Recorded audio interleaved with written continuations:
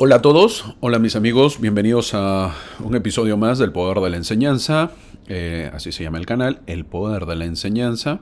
Me encanta este nombre, ¿por qué? Porque el objetivo es poder enseñar y poder aprender todos, y obviamente que cuando uno enseña, aprende más. Así que ese es el objetivo. Mi nombre es Omar, muchas gracias por acompañarme, soy su anfitrión en esta oportunidad. Y como cada semana se los digo, el objetivo no solamente es brindar información, sino brindarles alternativas, maneras, formas de que ustedes puedan enseñar ese conocimiento aprendido a los demás y obviamente podamos edificarnos en venir a Cristo, en disfrutar el Evangelio. El Evangelio es para disfrutarlo, para vivirlo y para maravillarnos de lo que ha hecho Cristo, de lo que ha hecho, de lo que hace y de lo que hará Cristo. Ese es el objetivo del ser humano. El objetivo del ser humano es venir a la tierra, obviamente pasar pruebas, porque para eso es el objetivo, pero también disfrutar y maravillarse de todo lo que ha hecho Cristo. Si no llegamos a ese punto, tenemos una mala vida de repente y tenemos todavía como una ceguera espiritual, de tal manera que no disfrutamos las maravillas, porque hay muchas maravillas y justamente vamos a hablar de eso. Así que sigamos adelante y empecemos. Te felicito si ya estás aquí en esta semana, porque nos toca lo que es del 26 de febrero al 3 de marzo. Como ya saben, estamos estudiando el libro de Mormón, otro testamento de Jesucristo. Del manual Ven, sígueme, de la Iglesia de Jesucristo de los Santos de los Últimos Días. El manual nos da las pautas, nos da las indicaciones, nos da las fechas y nos dan la cantidad de capítulos y qué capítulos tocar en cada semana. Nos toca el episodio 9, llevamos 9 lecciones. Si nos has seguido hasta el momento, desde el comienzo del año, te felicito. Ya vamos a entrar al tercer mes del año y si estás siguiendo tus lecturas, te felicito aún más porque estás avanzando y creo que estás aprendiendo algo como yo también lo hago, aprendiendo poquito a poquito. Bienvenidos, así que vamos a empezar la clase sin mucha demora. El título de la clase de esta semana es Se llamará su nombre Príncipe de Paz. En esta clase veremos cómo el profeta Isaías profetiza acerca del Salvador y cómo el profeta Isaías, viendo las guerras que sucedían, da esperanza a Israel, diciendo que en unos años nacerá el príncipe de paz, el Mesías, Jesús, el príncipe de paz. Qué buen título, ¿verdad? Un príncipe de paz. El Evangelio es eso. Cuando lo aprendemos, trae paz a nuestras vidas. Ese es el verdadero Evangelio, que nos trae paz a nuestras vidas estresadas, a nuestras vidas a veces agitadas, a nuestras vidas con dificultades y con problemas. El Evangelio es eso, traer paz, traer consuelo, traer amor a nuestras vidas. Agradezco a todos los que se suscriben, agradezco a todos los que nos siguen, veo todos sus comentarios, siempre oro por todos en mis oraciones personales, trato de hacer esas oraciones, gracias por sus comentarios, a aquellas personas que están pasando dificultades, que tienen familias que no vienen a la iglesia, espero que con estas clases y cuando uno conoce un poquito más, de repente a veces una palabra le puede ayudar. Aquellas personas que todavía tienen dificultades o algunas enfermedades, también que reciban consuelo. Aquellas personas que de repente están pasando dificultades económicas o no tienen un trabajo, que es tan difícil para el hombre no tener un trabajo, tan difícil para una familia que no haya un ingreso económico. También les doy muchas bendiciones, oro para que oramos todos, para que obviamente puedan mejorar sus vidas. Ese es el objetivo.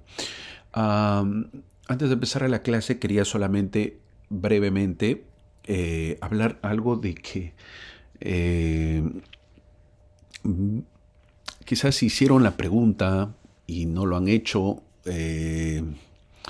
cuando he hablado acerca del barco de Nefi, que construyó el barco de Nefi, y cómo Nefi vino a las Américas, del otro continente. Uno lo lee y yo les comento esto que ya lo vimos en una clase pasada, pero es bueno comentarlo porque hace un tiempo me viene a la memoria y ahí leí un comentario, algo parecido. No es lo mismo, pero algo parecido. Entonces, y a mí me hicieron hace mucho tiempo una pregunta. Eh, si yo creía que era verdad que Nefi había podido construir un barco y venido a América. Entonces, la gran pregunta es, ¿y por qué no? Entonces, obviamente, el que preguntaba era, ¿cómo puede ser posible que construyan un barco y se venga que habla de minerales, que se funda el metal, el acero? Obviamente son fundiciones. Las fundiciones son más de 100 grados, casi llegando a 1000 grados centígrados. Es fuertísimo para poder alear, se llama, o unir los metales, ¿verdad? Entonces es muy complicado. ¿Dónde lo hizo? ¿Cómo construir un barco? Entonces fue todas esas preguntas. Y mientras me hacía la pregunta, uno recuerda lo siguiente. Me pongo a averiguar, a investigar cómo se hizo o creo. Es la otra pregunta. ¿Creo o me pongo a investigarlo? A veces es bueno investigar y a veces es bueno creer. Por si acaso. Si tú te pones a investigar, quizás no encuentres respuestas, mi amigo. Nunca la vas a encontrar. ¿Por qué? ¿Por qué no puedo encontrar todas las respuestas? Porque la sabiduría del ser humano, de las personas, es limitada. No hay toda la sabiduría. No, pero hermano, yo estoy en el 2024, agarro mi internet, me meto a Google y encuentro. Hazlo pues, hazlo a ver si puedes. No vas a encontrar las respuestas. A veces es mejor creer. Es más fácil creer. No te compliques la vida, mi amigo. Cree solamente. Y te digo con esas palabras que le dijo Jesucristo a Tomás. Cree, mi amigo Tomás. Pero ¿cómo has resucitado? Fue la pregunta. No le dijo así, ¿verdad? Pero es lo que le quiso decir. ¿Cómo has resucitado? ¿Cómo has podido cruzar? Estamos en un cuarto cerrado con los apóstoles y tú te metiste. ¿Cómo? No puede ser eso. Pues no puedes atravesar paredes. Cree, le dijo Jesús. Y de repente le habrá agarrado de su cabeza, ¿no? Y cree, pues, entiende, cree. No, con tu cerebro y con tu sabiduría no lo vas a entender. Y eso a veces tenemos que hacer nosotros. No te compliques la vida en averiguar, sino en creer. A mí me gusta a veces, bueno, no me gusta a veces, sino siempre, cuando a veces veo edificios o cosas maravillosas, yo me quedo pensando, a veces por tonto mío, por tontería mía, no disfruto. Un ejemplo, veo un edificio de 40 pisos y yo me quedo mirando y digo, ¿cómo lo hicieron? Y no estoy disfrutando el momento de, wow, qué bonito, ¿verdad? Sino yo estoy haciendo la pregunta, ¿cómo se hizo? ¿Cómo pusieron la primera piedra? ¿Cómo están los fierros de las columnas? Etcétera. Si veo un crucero, hago lo mismo. Siempre me pregunto, ¿cómo lo hizo el ser humano? Y me maravillo en ello. Entonces, a veces estamos pensando, hey, ¿cómo Nefi pudo hacer eso? Yo no tengo todas las respuestas y clase no te voy a dar todas las respuestas. Te invito a que tú lo averigües si quieres hacerlo, pero yo te invito más a la parte más fácil. Cree. Y cuando hablo de esto, voy a pasar una imagen. Bueno, como ustedes saben, soy de Perú. Conozco y voy a promocionar en este caso algo de Perú si que quieren ir algún día a hacer turismo. Lo que ven en la imagen, esto ya lo he pasado en algunas clases. Lo que ven en la imagen es un candelabro. En la parte superior izquierda es un candelabro. La forma de un candelabro. Hermano, pero está feo ese candelabro. Sí, porque si no lo sabes, ahorita te explico. Eso está en una montaña, en un cerro, en un alto, ¿verdad? Tal como lo ves en la parte izquierda, en la figura izquierda. En la parte derecha superior, lo que ves es ya la toma para que se pueda apreciar, lo hacen en el mar, ¿Por qué? Porque eso está al filo casi del mar. Entonces, si tú te acercas a la imagen, no lo puedes tomar. Es inmenso. Imagínate de fuera del mar, mira cómo se ve. Y en la parte inferior, si te das cuenta, lo han tomado en una forma del aire para que se vea cómo es la montaña, ¿no? Casi inclinada. Y ahí está hecho. Hermano, ¿y eso es tierra? No. ¿Eso es cemento? No. Eso es arena. Así, arena. Sí, porque si te das cuenta es que da casi el mar. Con vientos fuertísimos. Te lo digo yo que conozco. Por eso he puesto la imagen que conozco. Y eso está hace cientos de años. Pregunta, ¿por qué no se borra? Segunda pregunta, ¿quién lo hizo? Ah, pues el hombre, hermano. El hombre, ok. Tercera pregunta, es inmenso. ¿Cómo lo hiciste? No lo podrías hacer. Son piedritas pequeñas, puestas. Si tú te lo analizas, es imposible hacerlo. Porque cuando tú llegas allí, que es un poco difícil llegar allí, o sea, en verdad, las rutas no hay rutas, pero bueno, ya llegas allí, ¿de dónde sacas las piedritas para ponerlo? Son piedritas puestas, pequeñas. O sea, es muy difícil hacerlo, es imposible casi hacerlo. El ser humano en el año 2024 es complicado hacerlo. Ahora, más que eso, ¿cómo dura con el tiempo? Y ahí hay muchos vientos. Estás obviamente en la costa. El mar, tú sabes que trae toda la marea, los vientos que corren, hace que se deslice la arena, pero eso no, sigue perenne. Explícame pues, ¿cómo se hizo? ¿Lo hizo el hombre? ¿O lo hizo los extraterrestres, como dicen algunos? Ya dependerá de ti. En el libro de Mormón, ¿por qué hago esta mención? Porque pongo el ejemplo mismo de qué cosas a veces es complicado entenderlo. En el libro de Mormón hay 3 cruzar del océano. 3 cruces del viejo continente al continente americano. Y son diferentes. ¿Cuál es el primero? El de Jared, que lo vamos a ver en el libro de Éter. Si lo quieres averiguar, Éter capítulo 2. Hay mucho detalle de cómo es la construcción, cómo fue el barquito que hicieron, más o menos te lo doy algunas pautas. Pero no hablan mucho de la náutica, o sea, de la navegación.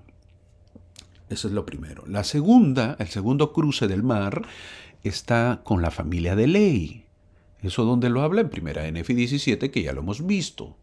Es un poco de detalle, hay mayor detalle en la construcción de repente y un poco de cómo fue el traslado. Y el tercer viaje o el tercer cruce del océano habla de Mulek, que ya lo vamos a ver también, eso está en Ovni capítulo 1 y en el Amán capítulo 8. Ahí habla de el cruce que hizo Mulek, muy breve, no es muy extenso.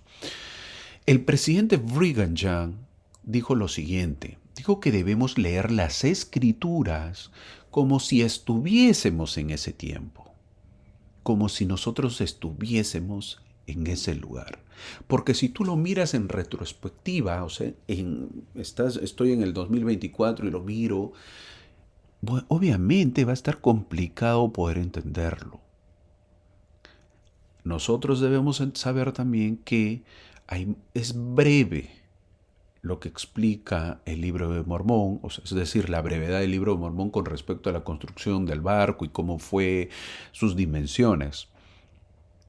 Y también, obviamente, uno se podría hacer infinidad de preguntas. Una pregunta que te puedes hacer y puedes hacerlo es, hermano, usted, ok, construyó Nefi el barco del viejo continente, llegó a América, ok, muy bien. ¿Y qué pasó con el barco después? ¿Dónde está? ¿Se destruyó? ¿Qué fue con el barco? Y así, hay infinidades de preguntas que te puedes hacer y eso dependerá de ti. Te invito a que tengas fe, a que creas. Porque si quieres averiguarlo y ser un investigador, ya te estoy poniendo el ejemplo de las imágenes, y así como esta, hay infinidad de cosas. Machu Picchu, en diferentes lugares están las pirámides de Egipto, están también aquí en México lo que tienen sus partes, sus construcciones de templos, y así hay infinidad de cosas que para el ser humano es complicado poder entenderlo. Espero que te haya ayudado en algo. Si has tenido dudas o preguntas de repente con respecto a la construcción del barco, y así vas a tener dudas muchas, o vas a tener muchas dudas de repente con muchas cosas, y de repente también pues pregúntate cómo fue con el barco o el arca que construyó Noé, etcétera. Así que te invito a que puedas tener mayor creencia, y si quieres pues averiguar, búscalo, agarra tu internet y ponte a buscarlo. Ya verás, eso ya dependerá de ti. Así que empezamos ahora sí las clases. Agárrate ahora sí, porque viene lo complicado. Te soy sincero, viene lo complicado. ¿Para qué te voy a mentir? No te puedo engañar. Lo complicado. ¿Por qué, hermano, es lo complicado? Porque es Isaías. ¿Recuerdas cuando vimos unos capítulos de Isaías con Jacob? Bueno, eso fue un calentamiento, ¿no? Eso fue un training. Porque ahora Nefi sí nos hablará de Isaías. ¿Y quieres más? Bueno, son 2 semanas de Isaías, 2 clases, 2 semanas esta y la próxima de Isaías. El manual lo ha dividido en 2 clases. Esta clase y la que viene son Isaías. Así que a pasar el reto. Pues tenemos que pasar ese reto. Pero para eso estamos. Trataremos que sea ameno y sobre todo que aprendamos. Trato de que pueda dar algunas pautas para que se pueda entender. Y haríamos la pregunta, ¿verdad? Hey, José Smith, ¿por qué pusiste Isaías, papá? ¿Por qué lo pusiste? ¿Para qué te complicaste la vida? ¿Ah? ¿Para qué lo pusiste? Te hubieras salteado eso, hubiera sido más bonitas historias. Pero por algo será, y lo vamos a averiguar. Son 7 páginas esta semana, así que tenemos que leerlas con calma, con tranquilidad y paciencia. Sobre todo mucha paciencia. Que ese es el objetivo. Tener paciencia para poderlo entender. Antes de entrar a analizar, nos debemos hacer la pregunta, ¿por qué hay 2 libros de Nefi? ¿Te has puesto a pensar? ¿Por qué hay 2 libros? Es decir, primera y segunda Nefi. ¿Por qué no uno solo? Nefi comenzó el libro de segunda de Nefi porque lo veía conceptualmente diferente. ¿Ok? Lo veía diferente de primera de Nefi. Los 2 libros se unen, pero segunda de Nefi trata el tema que Nefi consideraba esencial para la identidad cultural y política de su pueblo. Es decir, hablando más sencillo, Nefi quería dejar un mensaje de cómo eran ellos, cómo era su cultura, cómo era su política, cómo era su pueblo. Al decir que Jacob dio un sermón que duró 2 días, que vimos la semana pasada, nos dice que ellos se reunían. Por ejemplo, eso tiene que uno ir marcándolo. Si da 2 días, entonces están reunidos ahí, ¿verdad? Eso no lo dice, nos reunimos 2 días. No, pero si ya dice 2 días, obviamente que uno saca esa conclusión. No nos dicen para qué se reunieron. Pero habían reuniones donde todos se reunían. Quizás todavía celebraban la fiesta de la Pascua, por su tradición que ellos venían, quizás la fiesta de los tabernáculos, etc. El sermón de Jacob fomenta la unidad de los nefitas lineales y los otros, o sea, los adoptados. ¿Por qué? Porque ya obviamente empezaban a nacer en América. Gente nueva con quizás nuevas costumbres, pero que poco a poco tenían arraizado la costumbre judía. El sermón de Jacob funciona como una herramienta de construcción de comunidad. Ahora, el capítulo 11, que vamos a ver a partir de ahora, del capítulo 11 al 19, el capítulo 11 es el prefacio de Nefi a su sección de Isaías que empezamos.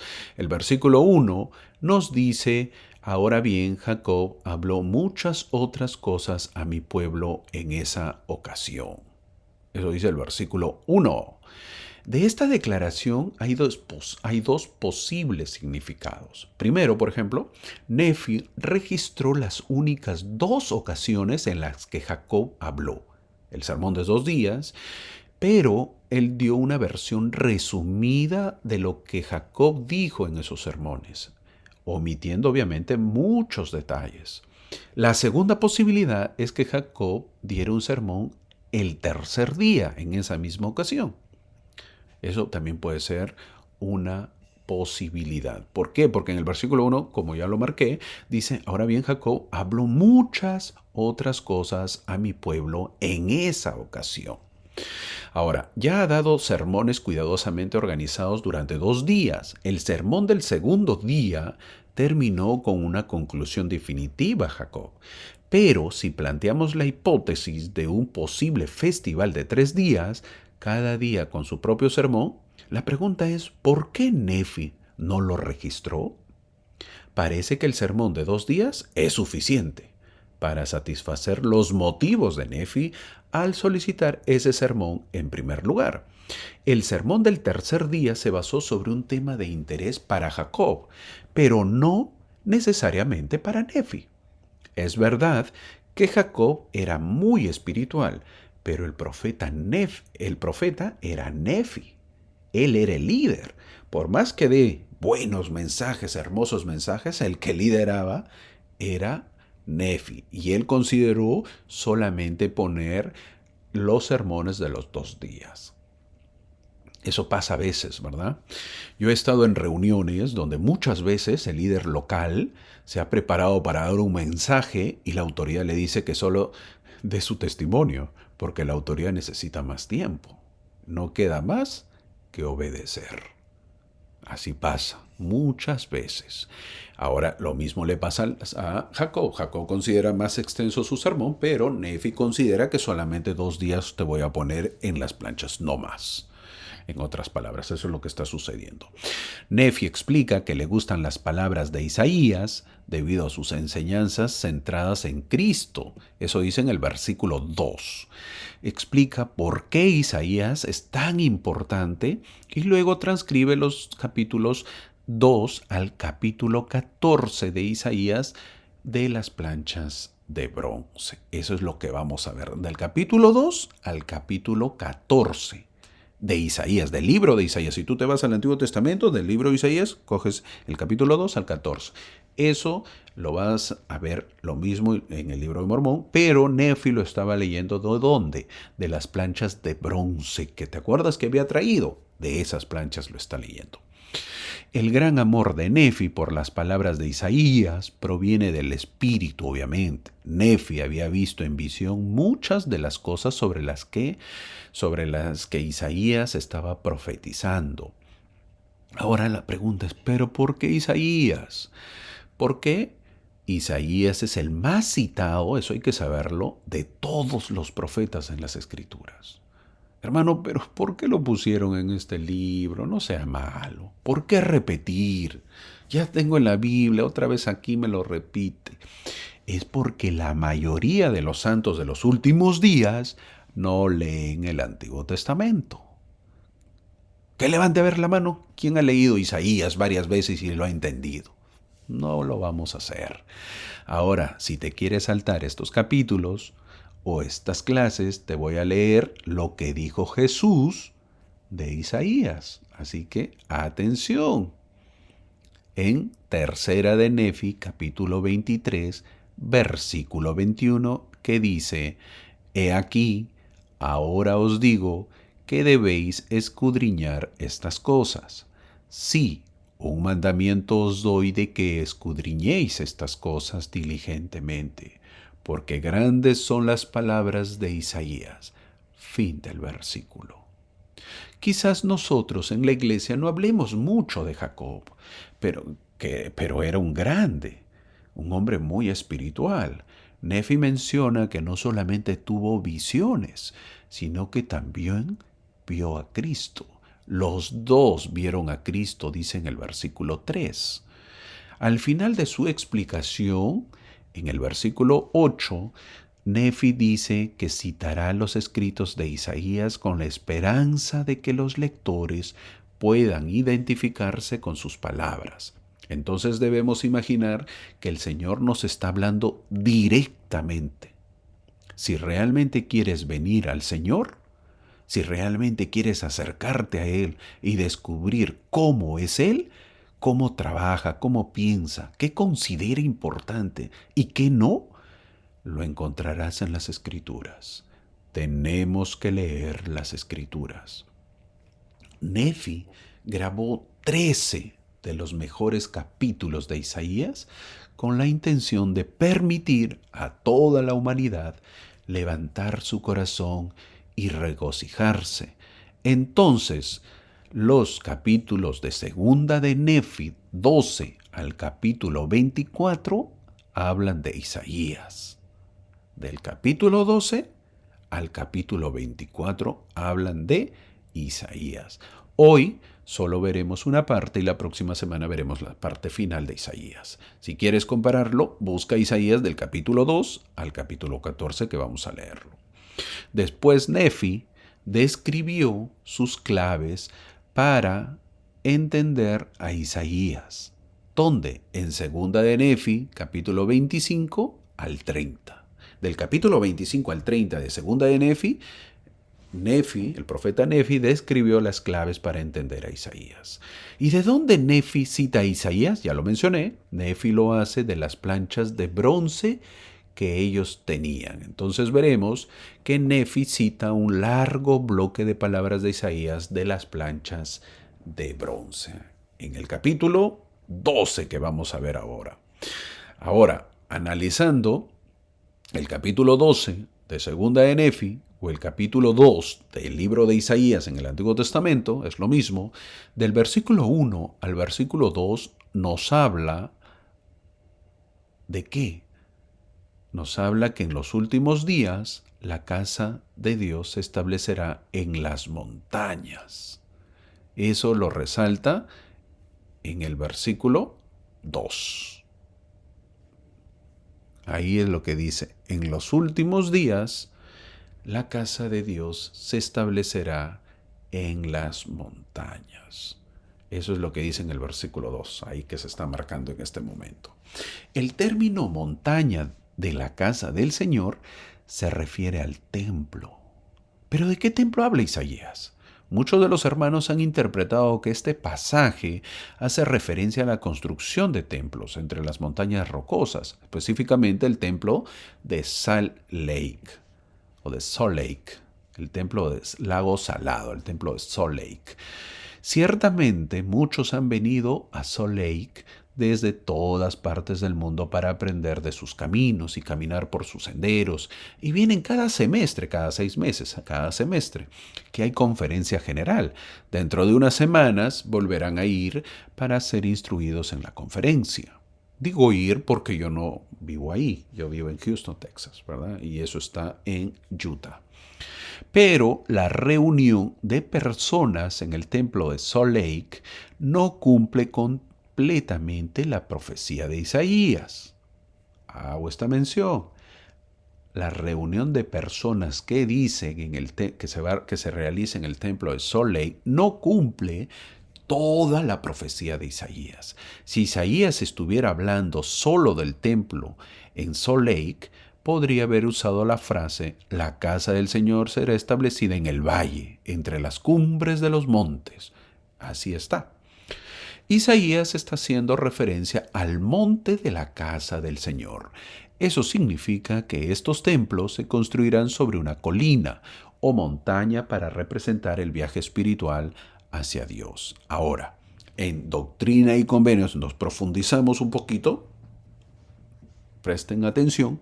En Doctrina y Convenios, sección 84, del versículo 2 al 4, dice que la casa del Señor será construida en ese monte Sión.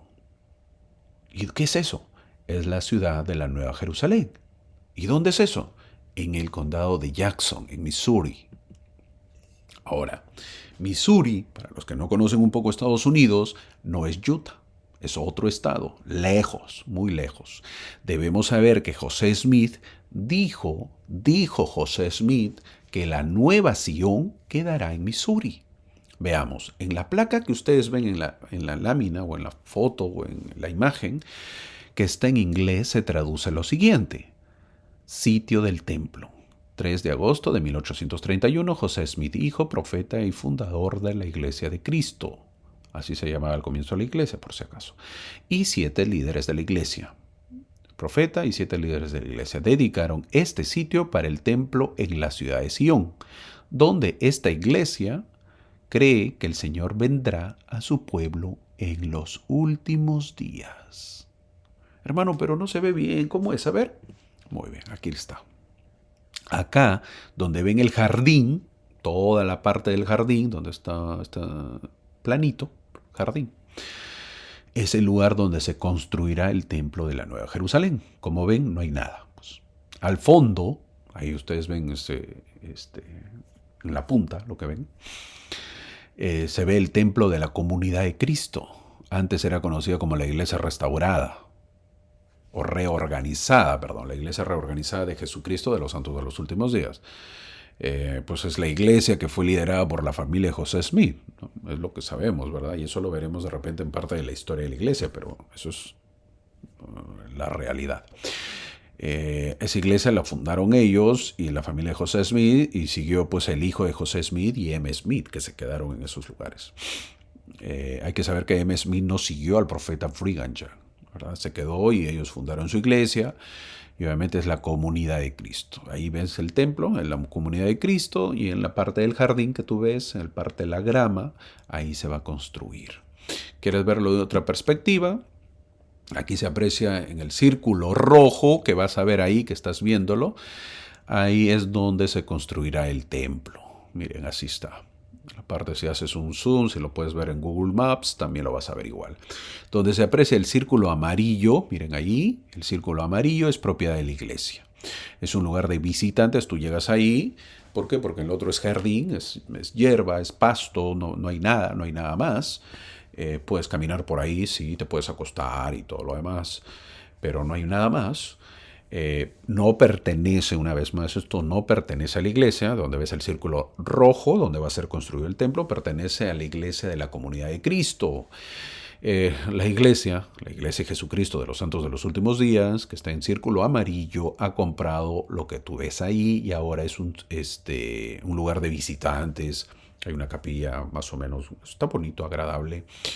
Ahí también encuentras una pareja de misioneros adultos. Ponen a esas personas cuando quieres servir, personas adultas, pareja de misioneros, que te enseña pues un poco del origen de la iglesia. Eso es en Missouri.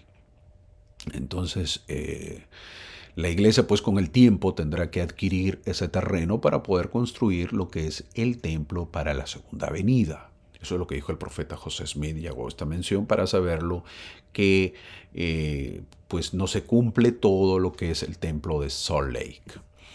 Ahora, volviendo a las escrituras, segunda de Nefi, capítulo 12, versículo 3, él, dice ahí, nos enseñará en sus caminos y andaremos por sus sendas, dice el versículo 3 que se está marcando. Seamos un pueblo que asiste al templo, eso tenemos que saberlo, pues, ¿no? Ahí nos dice, Él nos enseñará en sus caminos y andaremos por sus sendas. Entonces nosotros tenemos que ser un pueblo que asiste al templo para aprender, asista al templo con tanta frecuencia como las circunstancias personales lo permitan. Mantenga una fotografía, por ejemplo, de un templo en su hogar para que sus hijos puedan verla. Hermano, cuando voy al templo no entiendo, me puedes hacer la pregunta. Hay muchas cosas que no entiendo. ¿Qué puedo hacer? Acá hay una mala interpretación. Si alguien no entiende lo que se hace en el templo, toma nota, y ha asistido pues muchas veces, pero no entiende, no se entiende, ¿se puede esto conversar con otra persona? Es la pregunta. Por supuesto. A solas, obviamente tiene que ser a solas, conversa con alguien que ha entrado al templo y tal vez te pueda ayudar. Por cierto, debe ser pues un lugar tranquilo y no es para controversia, sino para esclarecimiento. Tampoco es para divulgar, sino conversar algo privado. No te quedes con dudas. Ahora, lo mejor es ir al templo y leer las escrituras, porque de esa manera pues irás aprendiendo. Ahora, si estás yendo recién, has ido una vez o dos veces, no te invito a que vayas y converses con alguien, te invito a que visites más para que aprendas, porque tampoco en una o dos visitas no vas a entenderlo. Hay mucho material, mucha doctrina ahí que hay. En el versículo 3 también dice, de Sión saldrá la ley y la palabra del Señor desde Jerusalén.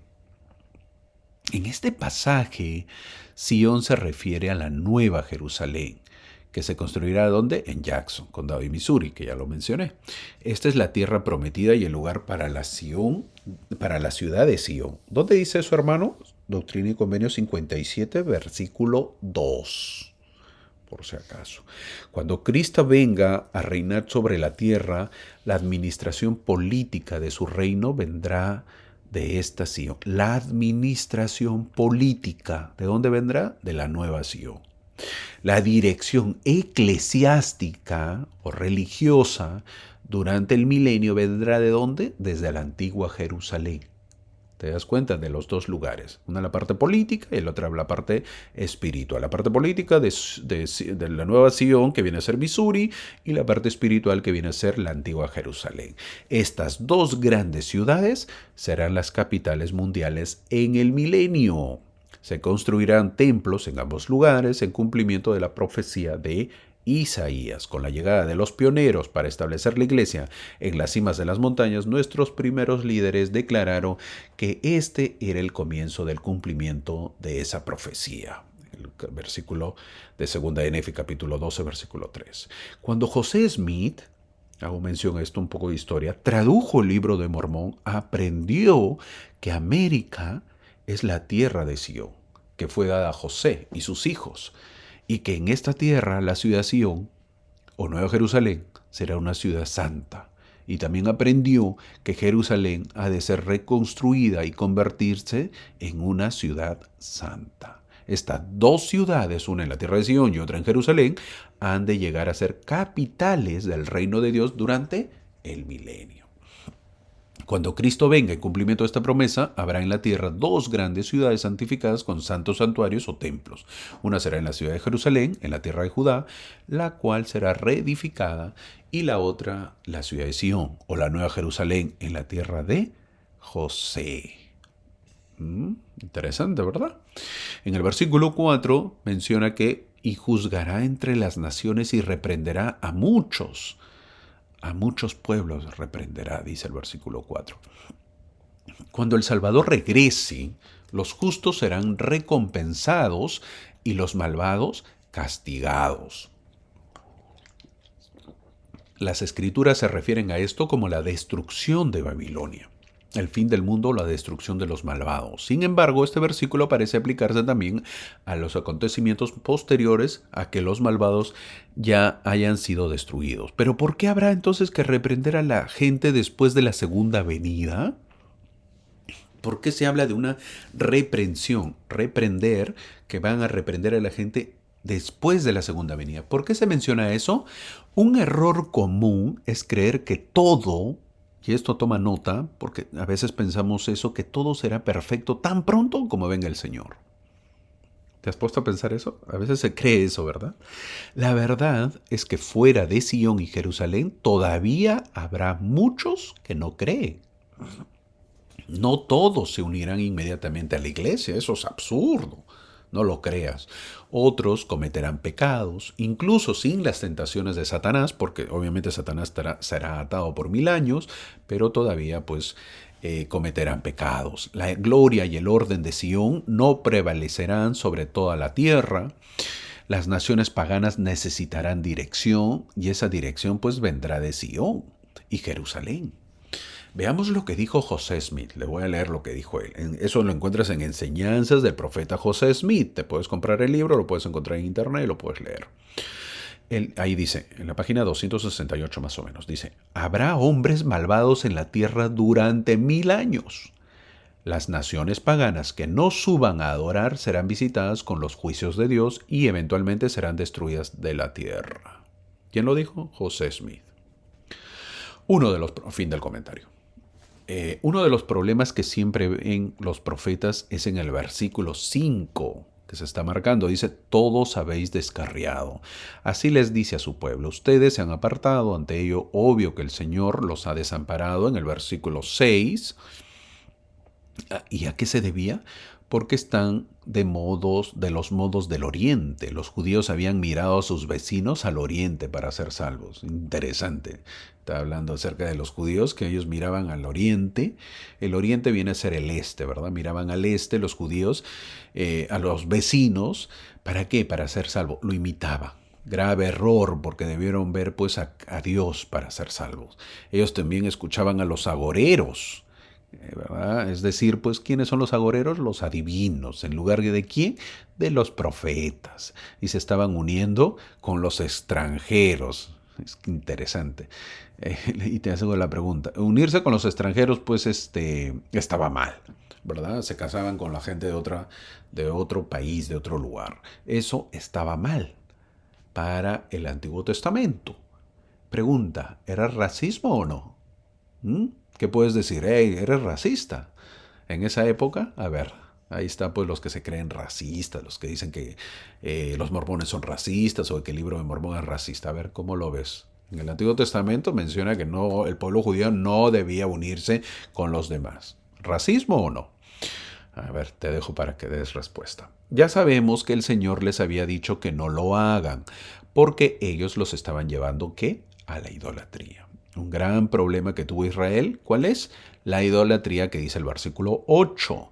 Esto es un gran problema actual, la idolatría. ¿Somos o no somos idólatras? Pregunta, ¿a quién adoramos en esta época? ¿A quién le damos prioridad? Los versículos 9 al 12 hablan del orgulloso y soberbio. Todos serán humillados. Ese será su fin.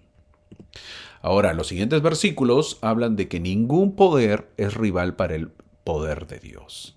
Entonces, esa es la frase. Ningún poder es rival para el poder de Dios. Todos los altos, todos los altivos, a eso me refiero de los altos, no los que son más altos, sino de altura, sino los altivos, será abatida, dice en el versículo 17 que se está marcando. No solo eso, sino los ídolos serán arrojados, se dice en el versículo 18 también. Pero el versículo 20, que se está marcando de celeste o de turquesa, dice que el hombre arrojará los ídolos a los topos y murciélagos. ¿Cómo es eso, hermano? Ahí está. ¿Qué es un topo? ¿Qué es un murciélago? Ahí lo ves. En la parte superior ves un murciélago y en la parte inferior un pobre topo medio cegatón. Bueno, medio no, completo cegatón. Si uno lo lee así de rápido, no lo vas a entender. ¿Cómo es eso que el hombre arrojará los ídolos a los topos y a los murciélagos? La imagen del versículo 20 es sorprendente. Me gusta, por eso lo puse de color turquesa. La gente arrojará sus ídolos de oro y plata a topos y murciélagos. ¿Por qué? Porque son animales que están ciegos por vivir tanto tiempo en la oscuridad. La ironía de esto es que las personas que entendían el valor material de los metales preciosos deberían haber visto también la impotencia espiritual de los ídolos. Por lo que ellos arrojarán estos objetos a estos animales porque no tienen valor. Así habla Isaías. Es un grande, ¿verdad? Es un grande Isaías para hacer esta comparación. Imagínate tu dinero, tu oro, lo arrojas a los topos, a los murciélagos. ¿Qué les importa? Pues si no lo ven. No ven nada, son ciegos. Esa comparación está haciendo de que no importa el valor, no importa el dinero. Es lo que dice Isaías, el problema que tenía Israel. El capítulo termina diciendo confía en Dios. Eso es la clave. Tal como lo ves ahí, confía en Dios. Eso es lo que enseña Isaías en el capítulo 12. Ahora entramos al capítulo 13. El capítulo 13 es una continuación del material del capítulo 12. ¿Y de qué trata? Ahí está. La destrucción apocalíptica de Jerusalén. La destrucción apocalíptica de Jerusalén, se le viene lo malo a Judá y a Jerusalén, lo que viene a ser Israel. Eso dice en el versículo 1. ¿Verdad? Va a haber una hambruna, pero en el versículo 1 es lo que trata acerca de que el Señor obviamente va a quitar pues todo su apoyo, el sostén. ¿Cómo se llama eso? Es lo que ves ahí en la parte de azul. Hambruna total. Eso es lo que se ve. En el Antiguo Testamento leemos que esto sucedió cuando Israel fue asediada, no había que comer. Cuando me refiero a Israel, me refiero al reino del norte, ¿ok? A eso me refiero. Cuando eso fue asediada quiere decir, pues obviamente llegó los asirios y obviamente rodearon Israel. Entonces fue asediada, no había que comer. Hubo hambruna total. Este capítulo es la profecía de Isaías sobre cómo el Señor le quitará todo lo que es querido por el reino, también obviamente habla de Judá. Su ciudad será tomada, su ciudad se desmoronará, se quedarán sin liderazgo, perderán todo prestigio, independencia, autosuficiencia y soberanía. Si bien los diversos castigos pueden parecer duros, los judíos deberían haberlos conocido bien. Miren, te estoy avisando, va a suceder esto, pero no entendía. Pues bueno. Así somos también nosotros. La historia de Judá y Jerusalén demuestra cuán literalmente se ha cumplido la profecía de Isaías. Los castigos han sido severos porque los judíos eran el pueblo del pacto. Su historia nos recuerda lo que el Señor piensa de los que rompen los convenios. El gobierno, los líderes militares, educativos y religiosos de Jerusalén caerán y la nación caerá bajo un reinado despótico, pues, ¿no? Un tirano a manos de jóvenes títeres. Esto ya sucedió cuando Israel fue destruido después de que Ley salió de Jerusalén por los babilonios en el Antiguo Testamento. Eso sucedió, que fue destruido Jerusalén. Y volvió a ocurrir en el año 70 después de Cristo, que lo mencioné yo en el año pasado. Por eso paró, pues ya no se escribe más lo que es el Nuevo Testamento. ¿Por qué? Porque Jerusalén fue destruido en el año 70 después de Cristo, segunda vez. Y cuando y ahí fue por quién fue destruido, por los romanos, ¿verdad? Al final del Nuevo Testamento. Y volverá a ocurrir antes de la segunda venida. Le falta la tercera todavía. Y se viene difícil, ¿verdad? Muy difícil lo que le espera a Israel. Los versículos del 2 al 4 en el capítulo 13 habla de la pérdida de poder, que es parte del tema de la humillación en el versículo 4. Muchos de los reyes judíos antes del cautiverio babilónico llegaron a gobernar a una edad muy temprana. Por ejemplo, Acaz, Ezequías, Amón, Joacim. Tenían poco más de 20 años, imagínense. Esos eran los líderes de Israel. Títeres, pues, ¿no? Manasés tenía 12 años. Josías apenas 8 años y Joaquín 18. Dice el Antiguo Testamento. En el momento en que Isaías escribió esto, el reino de Judá, está hablando ya de Judá, por eso habla la destrucción apocalíptica de Jerusalén. Cuando Isaías escribió, el reino de Judá era relativamente fuerte, era poderoso casi, pues, ¿no? No había ninguna razón para predecir su ruina. O sea, Isaías predecía eso y la gente lo miraba y decía, este está loco, no, estamos fuertes. Esta sentencia se produjo en múltiples ocasiones en el versículo 8. Primero, como ya lo mencioné, los babilonios saquearon a los judíos aproximadamente en el año 587 a.C., es por eso que Ley sale antes. Luego, esto sucede, como ya lo mencioné, fueron saqueados los judíos por los romanos en el año 70 a.C.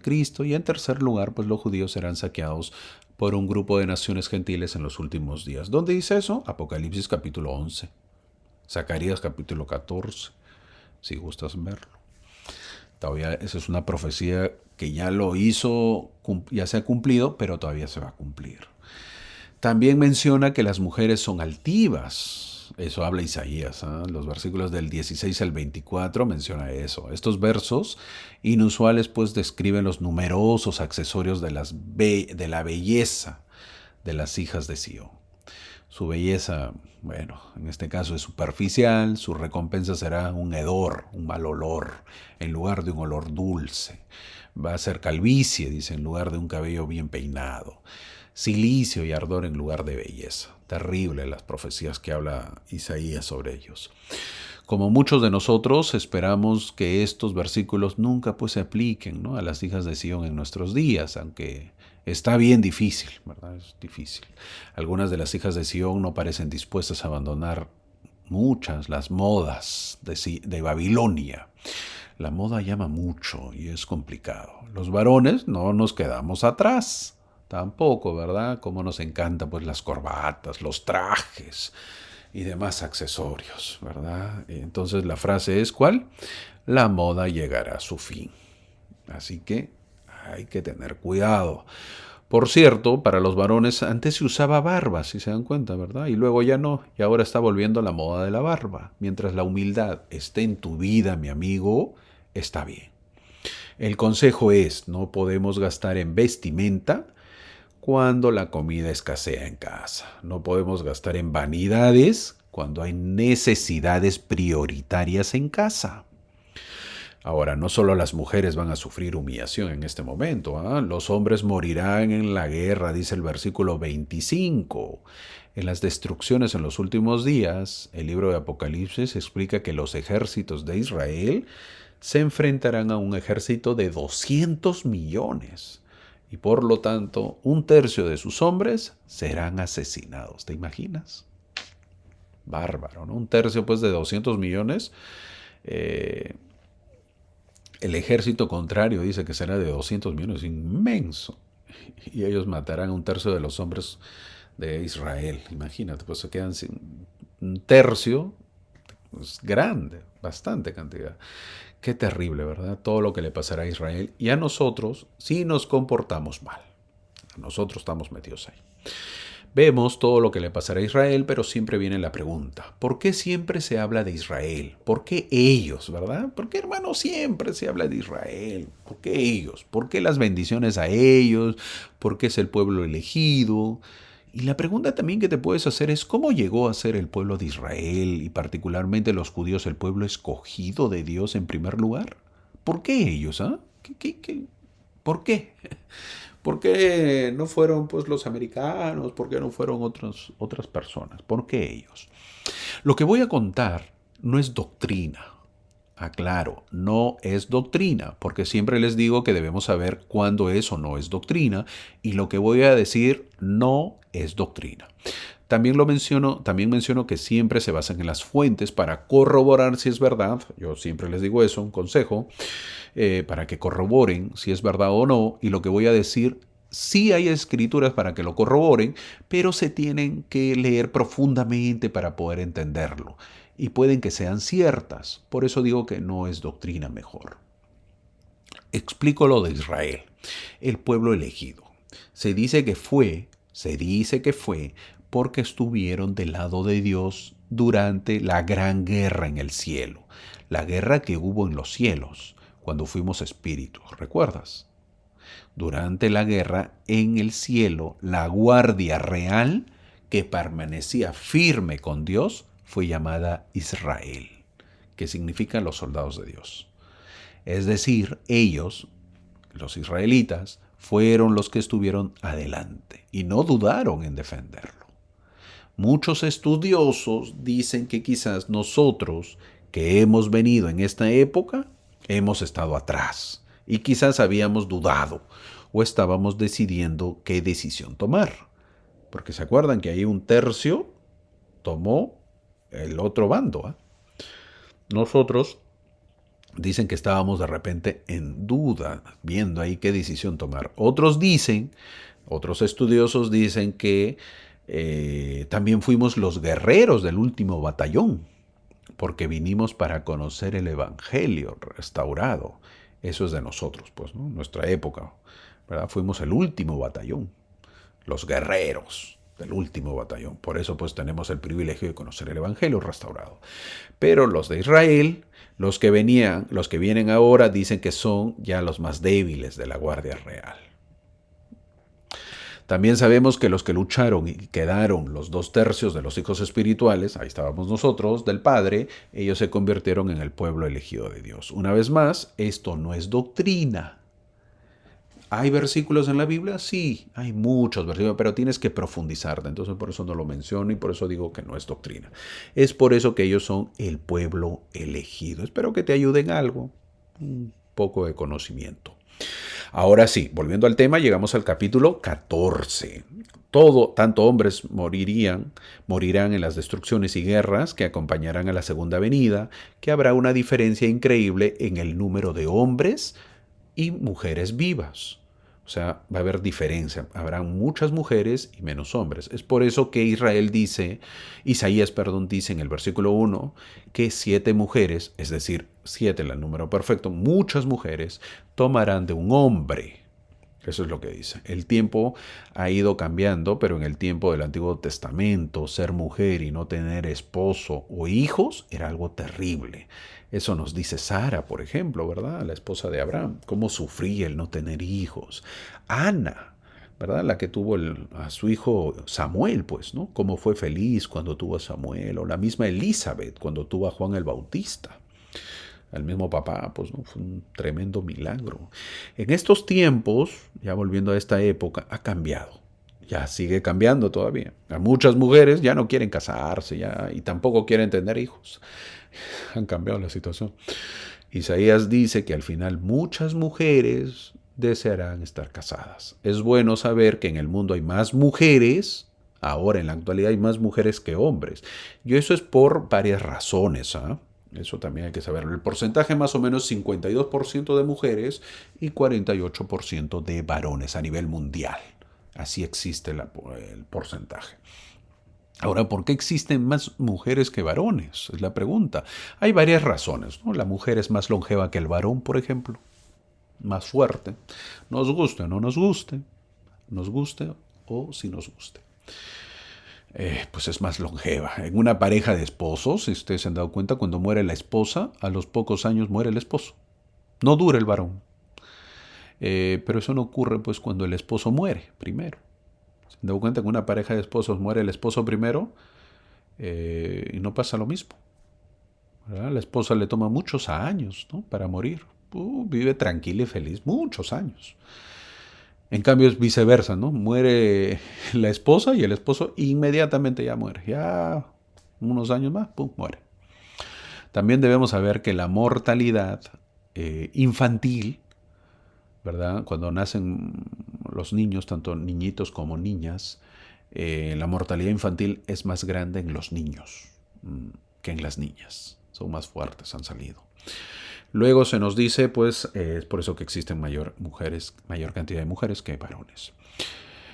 Luego se nos dice el amanecer del milenio en el versículo 3, los que queden serán llamados santos, dice el versículo 3, en el capítulo 14 que se está marcando. Porque el Señor hará una purificación, lavar las inmundicias y limpiar la sangre de Jerusalén, dice en el versículo 4. Sión será un lugar de refugio, ese refugio que todos buscamos en el versículo 6, ¿verdad? Eso esperamos, un refugio. Ahora lo encontramos en la capilla o la iglesia y también en el templo, esos lugares donde podemos encontrar consuelo, refugio, paz, ¿verdad? Sobre todo que estamos con dificultades, pues ahí ya lo encontramos. ¿Qué más? Avanzamos, llegamos al capítulo 15. Los primeros 7 versículos hablan de la parábola de la viña. Así que vamos a poner el título ahí. La parábola de la viña. La casa de Israel llegó a ser el pueblo del pacto del Señor debido a la fe de los patriarcas. El versículo 2 dice, las vides escogidas, dice el versículo 2.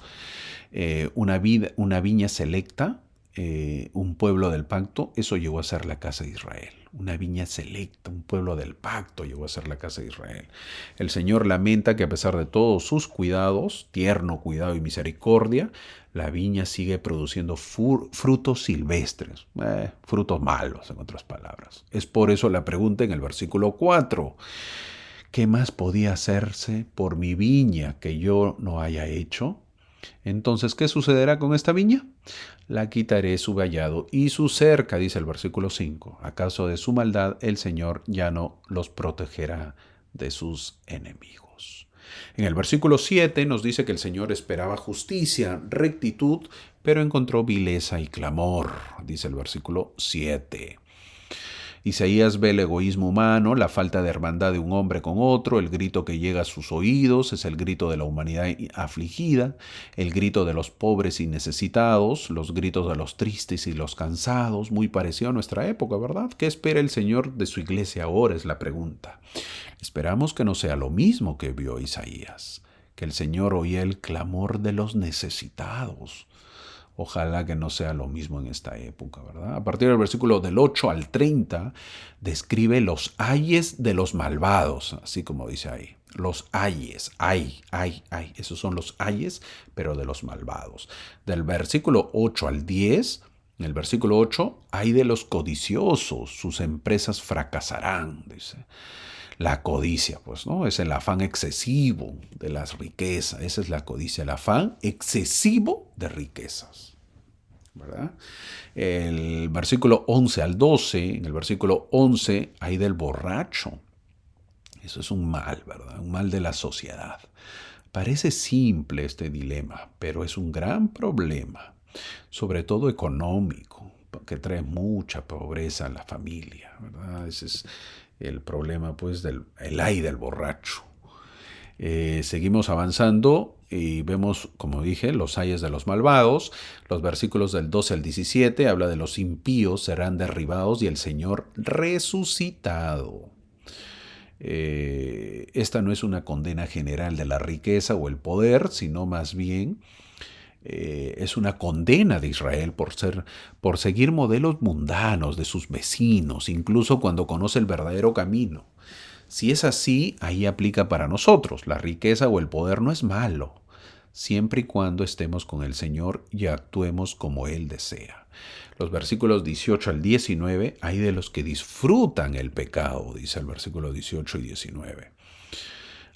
Voluntariamente, pues los que disfrutan el pecado voluntariamente, nos atamos a nuestros pecados como bestias atadas a sus cargas, ¿no? Así como un caballo, pues, ¿no? Que ata su carga. Es difícil luego liberarnos o desenredarnos de esos pecados. Las cuerdas de vanidad quiere decir que están orgullosos de sus pecados, arrastran el pecado como si fuera con correas fuertes, es decir, les es complicado salir del pecado. En el versículo 20 habla de ay de los que distorsionan el bien del mal. Satanás ofrece una extraña mezcla de suficiente bien para disfrazar el mal a lo largo de su camino descendente hacia la destrucción. Hay que tener cuidado con eso.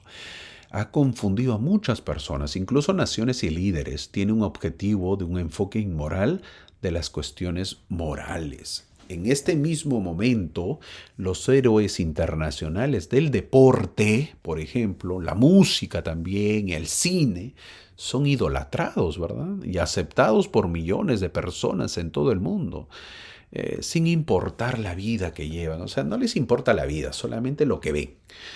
Y eso es terrible, pues el Salvador dijo que si fuera posible, los mismos elegidos serían engañados por Lucifer. Él, Satanás, usa su lógica para confundir y sus racionalizaciones para destruir. Él matiza significados desde los tonos de grises hasta el negro más oscuro. Algo que adolecemos, ¿verdad? La confusión.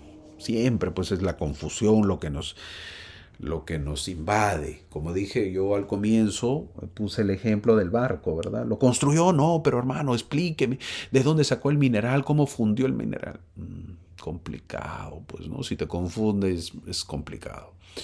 Como yo por eso pongo ejemplos, y si tú tienes otro ejemplo de alguna maravilla del mundo que todavía no ha sido respuesta, pues tenla a la mano para que esas personas que te pregunten, pues también te den respuestas de esas cosas que uno no sabe cómo existe. En 2 de Nefi, capítulo 15, el versículo 21, hay de los que sabios se creen a sus propios ojos, dice el versículo 21. El profeta aquí pronuncia, hay de aquellos que están valorando demasiado su propia sabiduría y prudencia. Al carecer de humildad, no son aptos para el liderazgo. Hay que tener cuidado eso. Si no hay humildad, pues es difícil que haya liderazgo. José Smith fue un muchacho que no tenía mucho conocimiento cuando fue a la arboleda. Fue y tuvo la visión. Su mente y corazón estaban dispuestos a poder ser instruidos. ¿Te imaginas llegar con un corazón y una mente pues en blanco, listo para ser instruidos? A diferencia de nosotros que ya estamos llenos de sabidurías del mundo y sobre todo de dudas. Ese es el problema. ¿Por qué José Smith tuvo la visión? Por su fe, pero porque entregó su corazón a Dios. Y eso señala la última etapa de nuestro desarrollo espiritual. Nosotros difícil entregamos nuestro corazón. Solo entonces, cuando entregamos el corazón, solo entonces comenzamos a ser plenamente útiles a Dios. Rompió esquemas José Smith. ¿Y los cielos? ¿Qué pasó? Fueron abiertos. No quedó otra. Luego hay otro ay en el versículo 22 y 23, y es la última advertencia de este capítulo y está relacionada con el alcohol. Pero también parece encajar con la publicidad falsa y engañosa de nuestros días. Esta condena no es específicamente contra la bebida, más bien denuncia el desperdicio del potencial de los hombres poderosos, es decir, los hombres de de Judea o de Israel no son valientes en la batalla, pero sin la botella. Qué curioso, ¿verdad? El versículo 24, también Isaías ilustra elocuentemente desde la naturaleza las terribles consecuencias del rechazo de Israel y de la ley, la palabra de su Dios. Ante eso el Señor pues alzará estandarte a las naciones, donde lo dice en el versículo 26. La insignia de la que se habla significa el Evangelio y el nuevo y sempiterno convenio traído a través de la organización de ¿qué? De nuestra iglesia, la iglesia de Jesucristo de los santos de los últimos días. Es el estandarte a las naciones. Ahora sí, llegamos al capítulo 16. Este capítulo es conocido como la visión y el llamado de Isaías. Visión y el llamado de Isaías. Eso es lo que veremos a continuación. Los versículos del 1 al 4, Isaías ve en visión a Dios en su trono, dice en el versículo 1. Eso es lo que dice. En los versículos del 1 al 4, Isaías ve en visión a Dios en su trono. En el Antiguo Testamento hay amplia evidencia de que los justos vieron a Dios por si acaso. Mira, en Isaías es otro.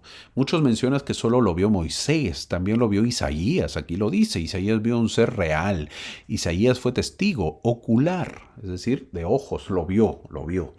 Su visión desvanece la noción sectaria, pues, de un Dios sin cuerpo, sin partes, sin pasiones, ¿verdad? Los que creen en eso. Cuando Isaías vio al Señor sentado en su trono, rodeado de serafines, dice en el versículo que vemos, ahí lo vemos a Isaías, y obviamente en el versículo 1 que se está marcando, ahí lo que menciona, que Dios estaba sentado en su trono, pero también vemos que en el versículo 2 dice rodeado de serafines, y luego lo presentan como el Santo Señor de los ejércitos, dice en el versículo 3. Tan fuerte fue la presentación que las bisagras de las puertas temblaron, dice el versículo 4.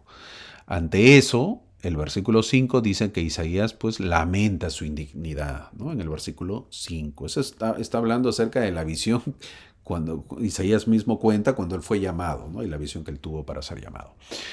En el versículo 5, obviamente, lamenta su indignidad, se volvió consciente de sí mismo, se siente indigno de entrar en su presencia.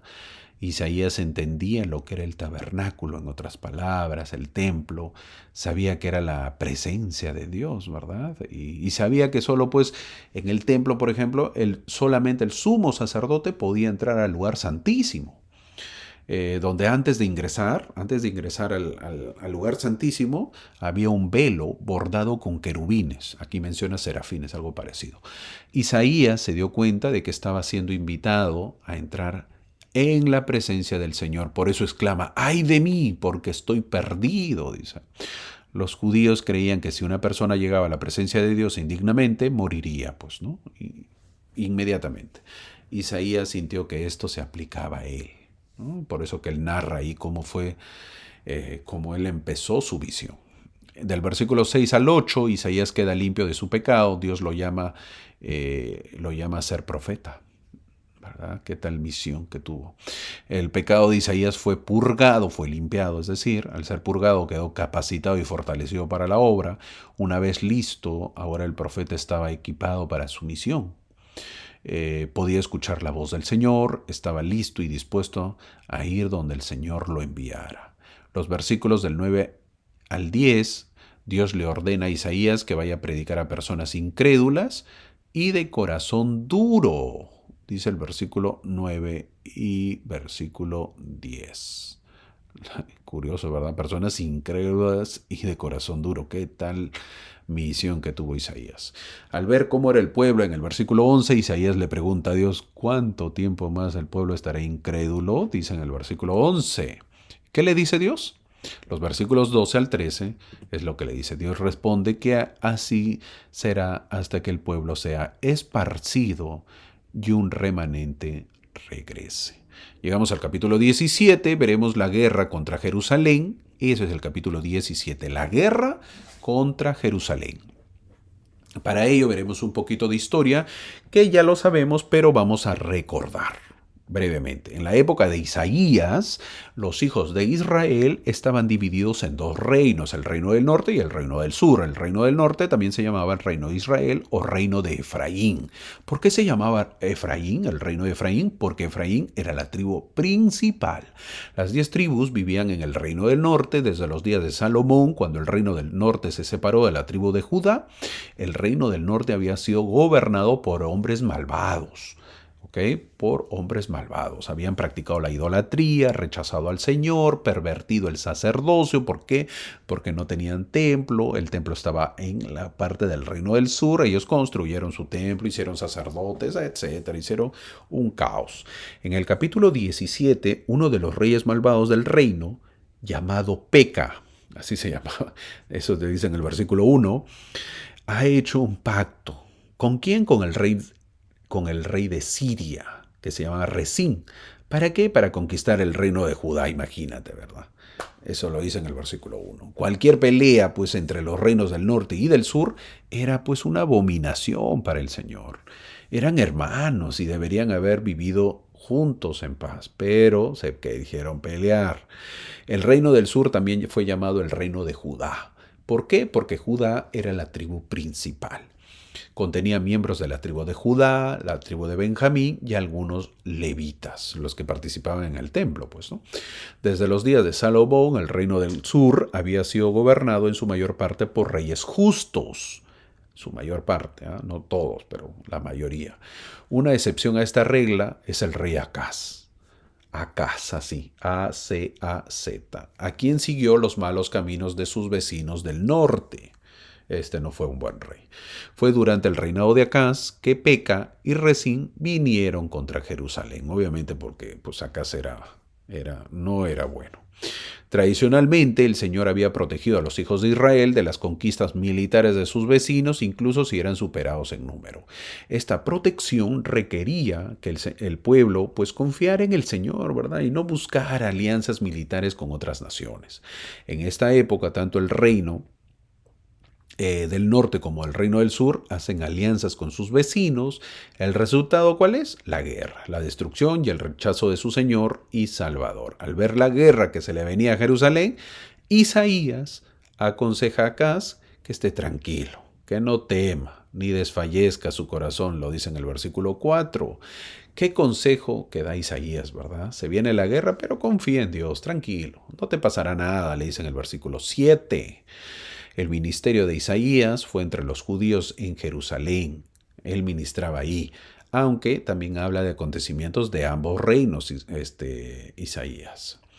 Isaías profetiza en el versículo 14, en lo cual se está marcando un cuadro que dice en el versículo 14, da una profecía dual. Dual quiere decir aplica en dos ocasiones y se refiere al nacimiento del Mesías, que nacerá de una virgen y su nombre será Emmanuel.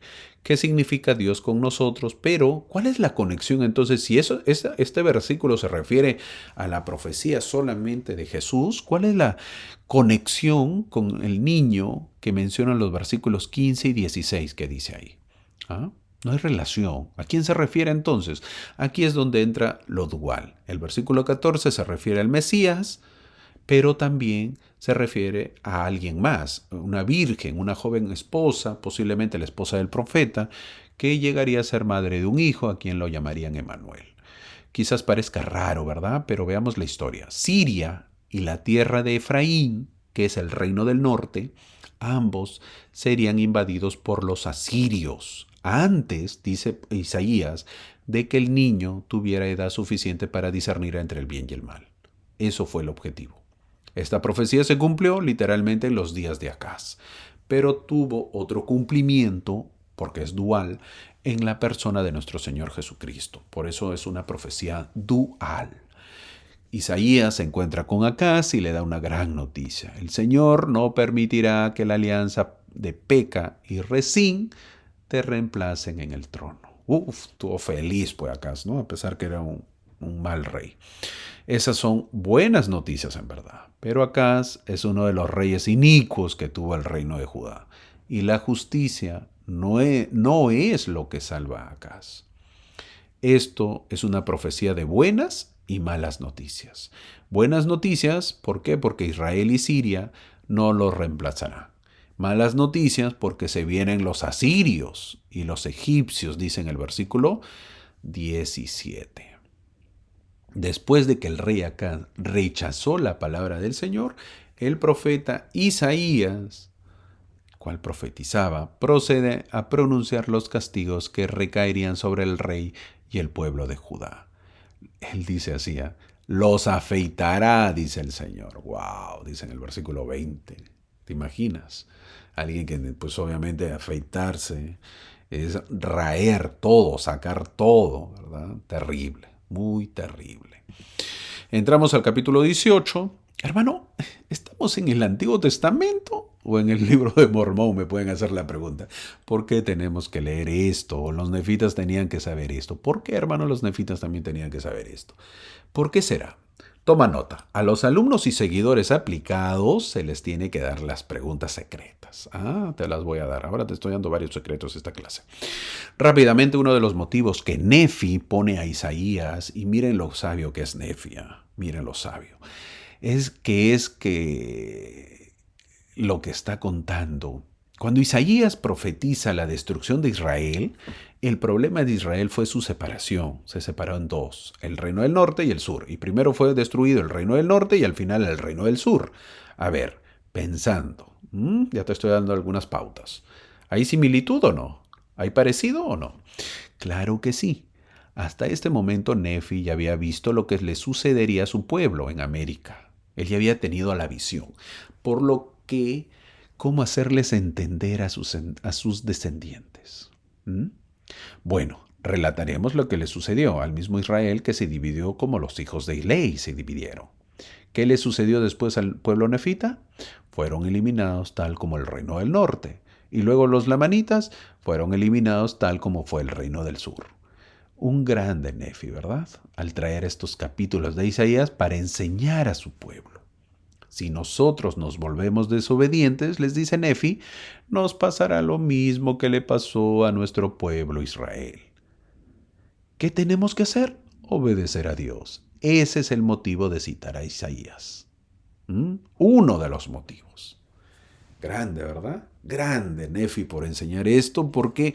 Porque él ya veía lo que le iba a suceder a su pueblo. Es más, ya había pasado, ya estaba pasando. ¿Cómo? ¿Qué estaba pasando? Ya se dividieron, tal como el reino de Israel se dividió. Reino norte, reino sur. Vino la familia de Leví y se dividió en dos. Nefitas y lamanitas. Ahí está. Los lamanitas, como el reino del norte, obviamente, desamparados. Los nefitas, como el reino del sur, como Judá, ¿por qué? Porque tenían profeta, todavía hasta el momento están siendo buenos. Pero ¿qué tal ejemplo que pone? Es un gran ejemplo que pone Nefi al citar Isaías. ¿Para qué? Para que el pueblo entienda y sepa, miren, nos va a pasar lo mismo, hay que tener cuidado, les estoy diciendo. Ahora, entrando al capítulo 18, el Señor quería que Isaías escribiera una profecía en un gran rollo, dice el versículo 1, prediciendo la guerra venidera, y tenía que haber dos testigos creíbles para testificar. En el versículo 2 lo menciona, que la profecía fue registrada mucho antes del nacimiento del hijo de Isaías, cuyo nombre profético significaría velocidad al botín. Esto es solo otra forma de decir, la guerra está en camino. Así se llamaba su hijo, la guerra, prácticamente, ¿verdad? En esta época diría, la guerra está en camino. Así se llamaba el hijo de Isaías, así le puso. Terrible, ¿verdad? ¿Qué tal el nombre que le pusieron? Faltaba poco. Imagínense arriesgar a tu hijo ponerle ese nombre. ¿Por qué? Porque faltaba poco para que Damasco y Samaria, en el versículo 4, sean destruidas. Entonces, veremos la caída de Damasco y Samaria. Ante estas situaciones de peligros, hay un solo camino y es confiar en Dios. Prestar atención a Dios y no a los hombres. Nos enseña en el versículo 13. Un gran problema del pasado y del presente es el espiritismo también. El profeta advierte al pueblo contra el espiritismo, dice en el versículo 19. En lugar de aceptar a los verdaderos profetas, Judá busca conocimiento del futuro en los adivinos. A ver, a quienes Isaías desprecia, obviamente, pues, ¿no? Desesperado pregunta por qué un pueblo consultaría a los adivinos cuando Jehová está dispuesto a hablar con ellos. Esa es una pregunta que debemos hacernos hoy también nosotros, ¿verdad? ¿Por qué consultamos brujos si podemos consultar a Dios? La respuesta para Judá es la misma que para nosotros. Los adivinos nos dirán lo que queremos oír. Jehová nos dice lo que necesitamos saber. Y eso a veces duele. Por eso buscamos adivinos, pues. Llegamos al capítulo 19. El libro de Isaías suele ser difícil de entender porque cambia de periodo de tiempo sin avisar. Eso es lo difícil, ¿no? No nos dice cuándo es el tiempo de que cambia. Isaías coge presente, pasado, futuro, lo mete todo una mezcla y es por eso que es complicado. Este capítulo continúa el tema del capítulo 18. El reino de Israel había estado sufriendo oscuridad espiritual en su práctica de buscar el espiritismo. Todo el reino del norte, que ha estado en oscuridad y que andaban en tinieblas, vieron una gran luz, y justo esta zona en el tiempo de Cristo viene a ser Galilea. Toda esa parte norte es lo que es Galilea. La luz de Cristo ilumina a toda esta zona que estaba en oscuridad cuando Cristo viene. ¿Por qué viene a Galilea? Para hacer una luz a esa zona. ¿Te imaginas? Qué bonito, ¿verdad? Jesús vino a ser la luz de las personas para que las personas salgan, pues, de la oscuridad. Qué bonito. Isaías da otra profecía con respecto al Mesías. Ahora da otra profecía, imagínense. Isaías era un capo también, pues, ¿no? Un versículo muy conocido en el versículo 6. El versículo 6, porque un niño nos es nacido, dice. Un hijo nos es dado y sobre sus hombros estará el principado y se llamará su nombre admirable, consejero, Dios fuerte, Padre eterno, príncipe de paz. Fin del versículo. Conocido este versículo, ¿verdad? Conocido. La proclamación de alabanza mesiánica de Isaías se extiende desde el nacimiento del Salvador hasta este magnífico momento de triunfo al comienzo del milenio. Da un resumen rápido Isaías, ¿no? Todos los nombres le pone. Un hijo nos es dado, dice, y sobre sus hombros estará el principado. ¿Cuándo va a ser príncipe? Obviamente, ya lo es, pero ejercerá ese principado pues cuando Él venga, ¿no? Se llamará su nombre admirable, consejero, Dios fuerte. Ahí Dios fuerte ya es cuando Él venga, ¿no? Padre eterno, también el milenio, cuando Él venga. Príncipe de paz, ¿verdad? Ya todo, Isaías pues lo ve todo, por eso los nombres que Él pone. Importante lo que ve Isaías. ¡Wow! ¡Qué tal visión! Es grande, de verdad. Eso obviamente Jesús se va a convertir pues en el Señor de señores y Rey de reyes al comienzo del milenio. La anterior fue una profecía. En el capítulo anterior vimos cuando Isaías dio una profecía acerca de la madre de Jesús, ¿verdad? Y ahora en esta profecía ya cuando es niño, de niño adulto. Él habla acerca pues del nacimiento de Jesús, habla pues de su juventud. Isaías sigue revelando quién vendrá a redimir y salvar a Israel.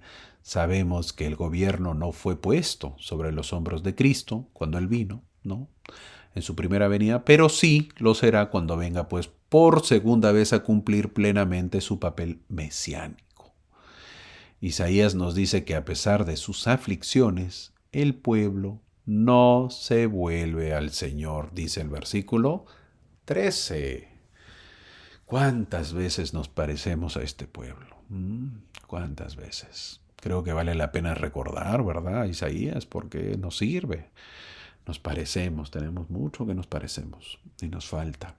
Así termina este capítulo de esta semana. Yo he puesto ahí, antes de hablar de lo que ven en la imagen, Nefi nos enseña cómo sacar beneficio personal de las escrituras. Por lo tanto, debemos estudiar las escrituras. ¿Con qué? Con la intención de aplicarlas a nuestras vidas. Imaginar que el Señor nos está hablando directamente. Comprender a Isaías es como aprender un nuevo idioma. Es verdad que no es fácil entenderlo, pero poco a poco, mi amigo, podemos ir disfrutando lo que escribió Isaías. El versículo 21 del capítulo 15 que hemos visto dice: «Ay de los que son sabios a sus propios ojos». Un versículo muy bonito. La verdadera sabiduría de debe ir de la mano con los valores eternos de Jehová. Que nuestra confianza esté depositada en Dios y en nuestro testimonio. Que podamos tener un testimonio propio y sea fortalecido cada día. No nos creamos sabios. Ejerzamos, más la fe, la creencia. Yo creo en el barco. ¿Cómo lo hizo? No sé, mi amigo, no sé, mi hermano. Yo creo, yo tengo fe en eso. Sí, pero también hay que analizarlo. Ahorita vas a ver lo que digo. Puse un mensaje que creo que encontré en las redes y que nos ayudará. Lo dijo el presidente Brigham Young. Dice, temo que este pueblo tenga tanta confianza en sus líderes que no pregunte por sí mismo a Dios si Él es su guía. Temo que se encuentre en un estado de seguridad ciega, poniendo su destino eterno en manos de sus líderes con una confianza negligente. Eso lo dijo el presidente Brigham Young. Discurso de Brigham Young. No confiemos tanto en los líderes. Cree y confía más en tu fe, en tus oraciones. Ora, mi amigo, para que conozcas la verdad. Ora para que sepas toda la verdad. Cuando tú oras, te arrodillas y pides a Dios, tu fe aumentará poco a poco. Irás creyendo y dirás, yo sé. Los líderes ayudan, pero es la responsabilidad que nuestra fe crezca. Dios es nuestro guía. Que tengas una excelente semana. Te espero la próxima semana. Muchas gracias por acompañarme.